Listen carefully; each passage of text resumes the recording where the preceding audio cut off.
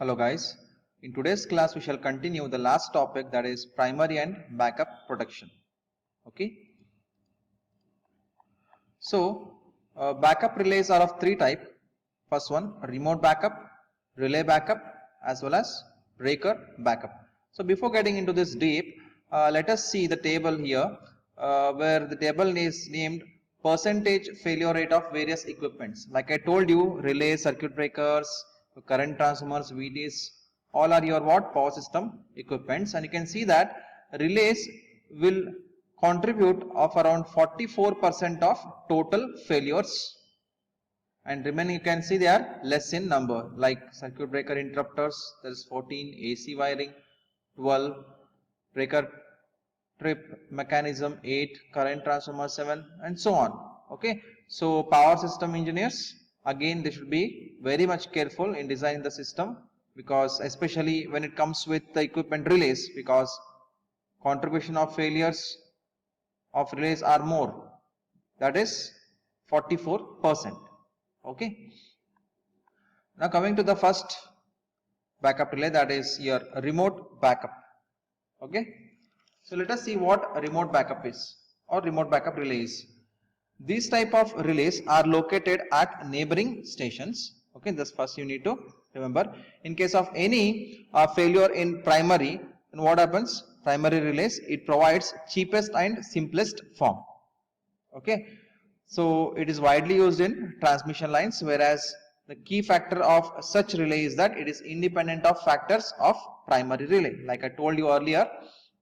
So such type of relay is located at neighboring station.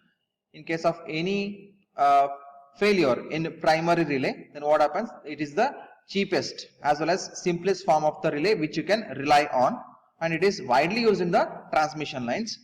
And the key factor of such relay is what? It is independent of the factors which your primary relay depends on. This is the feature or characteristic feature of the remote backup relay.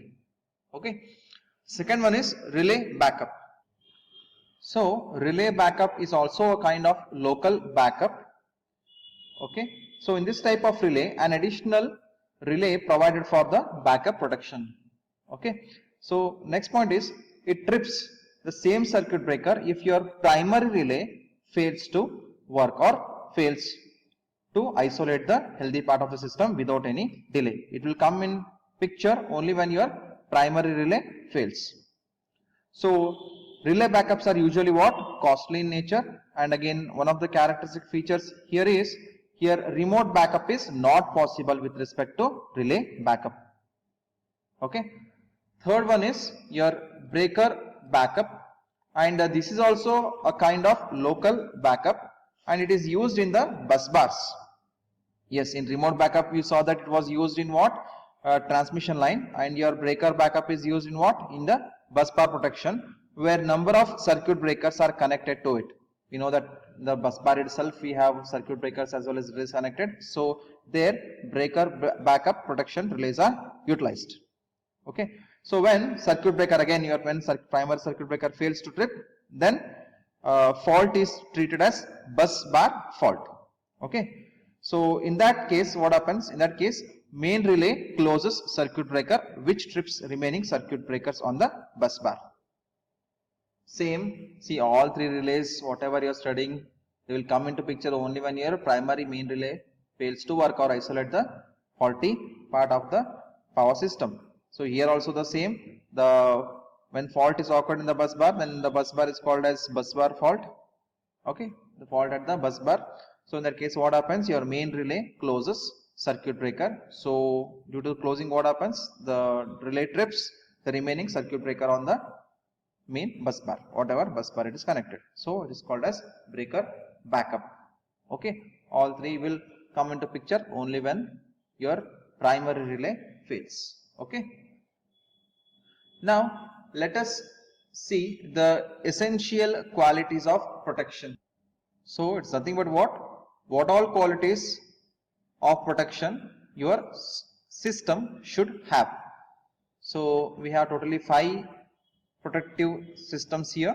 The first one is selectivity or discrimination, second one is reliability, third one is sensitivity, fourth stability, as well as fifth fast operation. Already some things you came to know, I guess, after reading the names of this protective system. Let us see one by one what exactly each mean. At the first we have selectivity or discrimination. So selectivity or discrimination is nothing but the quality of protective relay. So it will be able to discriminate between the fault as well as normal condition. Okay. Or also it is called as, it's the quality of protective relay which distinguishes between fault as well as normal condition in the protected section as well as outside zone. Already we have studied the protective zones. So sometimes what happens, there are certain elements which come outside the protective zone. In that case what happens, our protective relay will be able to distinguish or discriminate between fault as well as normal condition. So let us see one example. So let us say fault occurs in a power system. So what we know is only fault part of the system should be isolated, yes or not, and healthy part should be untouched, or it should be uninterrupted. So this is one of the characteristics where your protective relay will carefully isolates only the faulty part, and healthy part it will not touch, means healthy part will be uninterrupted. The second example, the relay will be able to discriminate or distinguish between fault as well as transient conditions. So transient conditions as well as fault conditions will be both same, but only change what transient conditions are, means it will be only for a certain period of time, and after that those transient conditions will be gone. Like inrush current of the transformer, as well as sometimes switching surges will be of for fraction of second, or say of a particular duration of time. So in that case your protective relay should not trip the circuit for transient condition, it should trip only for the fault condition. So this is one of the characteristics which your protective relay should have. Okay. Second one we shall see, that is reliability. Okay.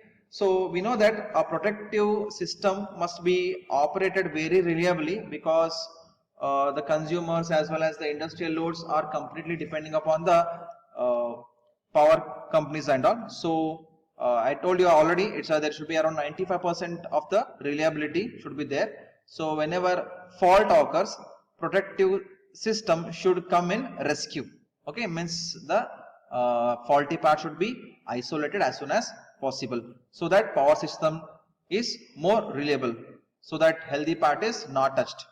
To achieve this, so how to achieve this then? So to achieve this, greater attention should be given to the design. Again same thing, power system engineers should be have the good design, so that even after the fault occurs the power should not be interrupted, so that installation, maintenance, testing of electrical equipments or any elements in the power system should be done periodically, so that reliability can be increased. A typical value I told you already, 95% reliability we should achieve, that is power system should achieve. Third one is sensitivity. So we know that a power relay should be operate when value of the current crosses or exceeds any preset value. Okay, or also can call as pickup current, or also can call it as was pickup current. If the certain current value in the system, if it exceeds the preset value or pickup current, then my relay should operate, otherwise it should not operate. Okay, the relay shouldn't operate when the pickup current is below the preset value. Okay, so if the current value is less than the preset value, then our relay should not operate. Only the relay should operate when the current value exceeds the preset value. Okay, this is the sensitivity factor. Next one is stability factor. So in stability factor, say one protective zone should not be affected if fault occurs in the protective zone. Okay, means if say for example fault has occurred in one zone, again the same fault should not affect in the other protective zone. So system should remain stable. Only that particular zone should be affected, not the remaining protective zones should be affected. So thus what we can do is, thus we can achieve the stability. Otherwise what happens? The system will become unstable. And again the catastrophic failure will start to begin. So only one protective zone should be affected if fault occurs in that zone. And again it should not be affecting the remaining protective zones. So next topic is fast operation. That is next what you can call quality is fast operation. So we know that your relay should be very much fast in operation. It has to isolate the unhealthy part as soon as possible. Otherwise, if it is left unattended, then what happens? That fault will continue throughout the system, and your system, again I told you, there may lead to catastrophic failure. So operating time of protective system should not exceed the critical clearance time. See, for any system within a certain stipulated period of time, the action has to be taken. Yes or not? Otherwise what happens? If action is taken after the so and so duration, after critical clearance time, then what happens? Then there is no use. Yes or not? So as to avoid such things, so what happens? We have to have the fast operation of the circuit breakers, so as to also avoid the loss of synchronism. We know that alternators work at the constant speed. Yes or not? So there what happens? If such faults occur, then what happens? Your alternator performance as well as working will affect, as well as they will come out of the synchronism, means the speed of the generator or alternator will vary. So thus what happens? If alternate speed vary means, like I told you, unbalance is created, and that will set up the harmonics, and that will create the burning thing in the stator as well as rotor. So and after this what happens? Then there will be an interruption of power supply. So these are all the things, that is your power system should have essential qualities. Okay, without this we can't proceed. Okay,